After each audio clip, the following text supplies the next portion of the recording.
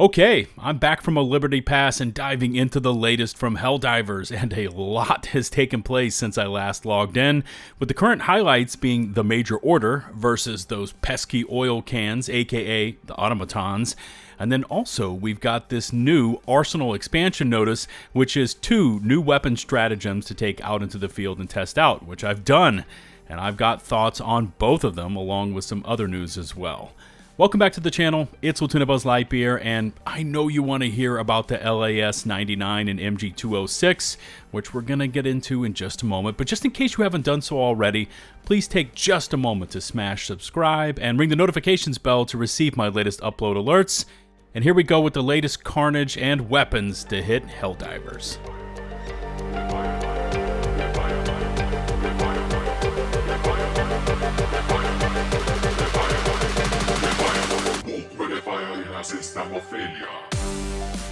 Okay, very quickly, let's check in on today's Superstore, and we've got the FS-34 Exterminator medium armor with the fortified passive, so that's reduced recoil while crouching or prone, along with 50% resistance to explosive damage.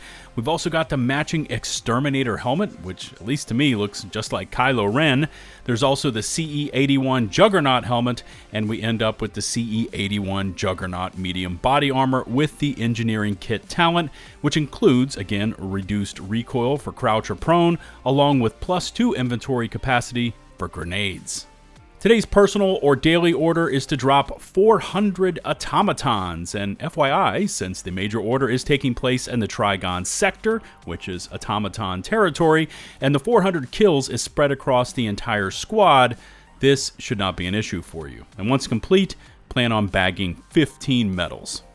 And finally, quickly checking in on the current major order, we are sitting at just below 2 days to go. Vandalon 4 has now been fully liberated, and we are finally able to focus our collective Helldiver might on Troost. And we can see just over 100,000 Helldivers there right now, and Troost is approaching 1% liberated. Now, on the opposite side of the galaxy, and I actually don't think I recorded it, but there is a current defense campaign running as well on Ashuani, which is currently just below 39% complete. Okay, with that out of the way, let's start off the rest of today's Helldivers upload and get into the good stuff, because via this new dispatch, we just received 2 new Stratagem weapons for purchase. Today's Arsenal expansion notice reads as follows. In order to support the destruction of the automatons, the Ministry of Defense has fast-tracked new support weapons for immediate distribution. The LAS-99 Quasar cannon and the MG-101 heavy machine gun are now available for requisition. And obviously there was a typo there about the designation for the machine gun, because here it reads MG-101, but in the Stratagem purchase shop, it is the MG-206. And if we mosey on over to the ship management computer, this is where you can view and purchase both. Now, the heavy machine gun is found under the Patriotic Administration Center, where you can purchase it for 6,000 rec credits. And we finally have something to use those maxed out 50,000 rec credits on, right? On the flip side, the Quasar laser is found way down on the list under the Engineering Bay section of your Stratagem store, and it's going to set you back 7,500 rec credits. First up is the MG-101 or MG-206 heavy machine gun. I mean, it's the only heavy MG there, so there really shouldn't be any confusion when you go to the shop to buy it. And how can I say this? I really wasn't feeling this one, and I want to say that it may have just been a total disconnect with my personal playstyle, so I did want to throw that out there. I mean, results may vary. You may equip it and actually love it, and it does feel like there's a good basis for a strong machine gun here, kind of buried deep down within this gun, but the basic stats and damage output, I mean, it basically leaves it behind many other stratagems I would actually prefer using, like the EAT, like the arc thrower, or even the autocannon. Now, when you see this thing in the shop and when you just start running around in the field with it, you're probably thinking to yourself, you're going to have something like the minigun from Predator, where you can just go out and flatten whatever you point at. But in reality, this thing needs some serious internal tweaking before you're going to pull that off. First off, it has just 75 rounds before needing a reload, which are those time-consuming take one knee and be locked into the reload animation for 6 seconds style of reloads. And when you're in the heat of combat and being surrounded, trying to perform a T-bow for 6 seconds is just asking to get killed. So it instantly has all of that going against it. It also has a sizable recoil pattern, and it's going to require you to go into first-person mode to actually get a reticle to pop up. Even when I experimented with both crouch and prone firing, the recoil was still very noticeable, and thinking back on it, maybe I should have actually equipped armor with 30% reduced recoil. So, you're probably thinking, okay, it's got 75 rounds, which by the way is half that of the standard machine gun. It's got big recoil. It must be able to do something special, right? Like punch through Charger's heavy armor, or maybe drop a Bile Titan in 20 shots, right? And I'm sorry to disappoint you here, but none of the above. In fact, the only thing I noticed about the MG206 was that it has a slightly higher damage output per round.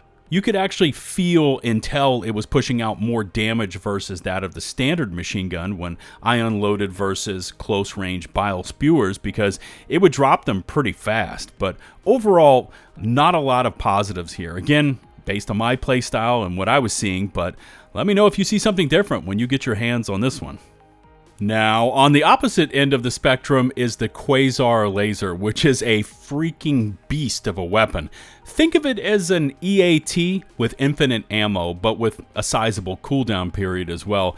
Just imagine if the laser cannon fired all of its power in one shot versus the stream it has now, mixed with the one-shot damage output of an expendable anti-tank rocket, and you're going to land somewhere close to what the Quasar laser can actually do. Okay, but it's not all positives here. This thing does have a couple downsides that you need to factor in. And first is the lengthy charge time, which, you know, when the automatons are all going full song in your direction, feels like an eternity. And then once this thing fires off, it needs even more time to then recharge. So you're stuck out there just using your primary and secondary. But for those few glorious moments when it fires that massive burst of energy, it is strong. I mean, very strong.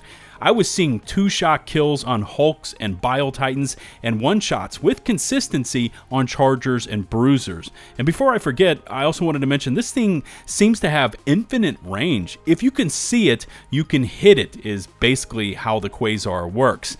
I was shooting automaton dropships with it, and I also think it has penetration mechanics built in as well, but I'm not 100% entirely sure on this one.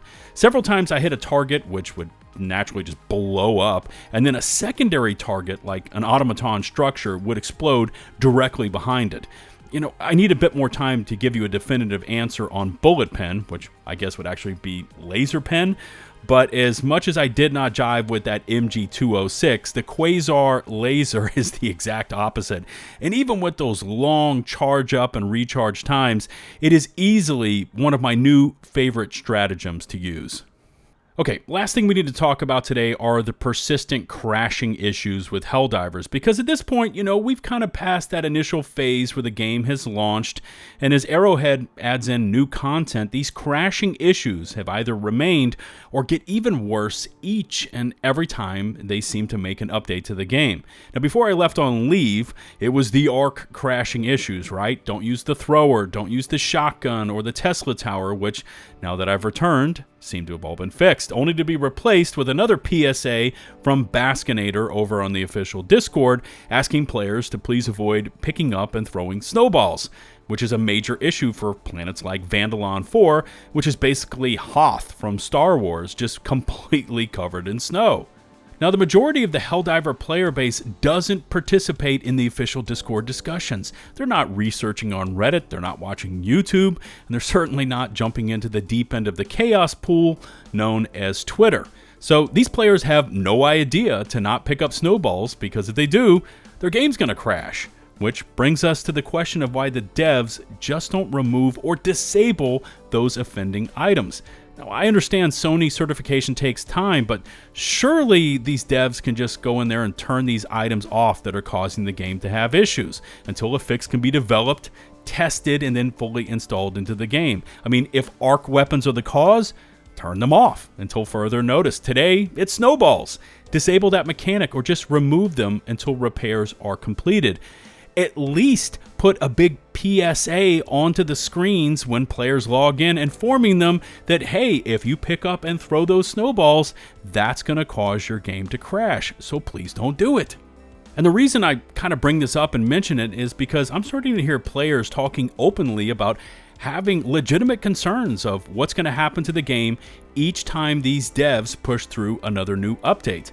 I mean, have we reached that critical tipping point where it may be a good time for these devs to just hold back on any new content and maybe have a week or two where they just get a good grip on these technical issues and just knock them all out at once? Honestly, I don't know, but I love playing Helldivers, and I want everyone, PC, PlayStation, and yes, hopefully someday very soon, Xbox, to be able to enjoy playing this game as well. But these crashing issues have become public enemy #1, and it's high time the devs get these things under control. Let me know where you land on that entire crashing issue debate. Is it a huge problem, or am I just way off base? Also, how are those new stratagem weapons working out for you? Remember to hit subscribe and ring the notifications bell to receive my latest upload alerts. Look in the video description for links to all my socials, including an open invite link to my personal Discord server, where we have an active Helldivers community complete with LFG channels, so you can find that perfect squad, along with free voice channels, so you can turn on those mics and play this game the way it was meant to be played. Shout out to the nearly 212,000 of you that have stuck with me. And until the next one, this is LtBuzzLitebeer signing off.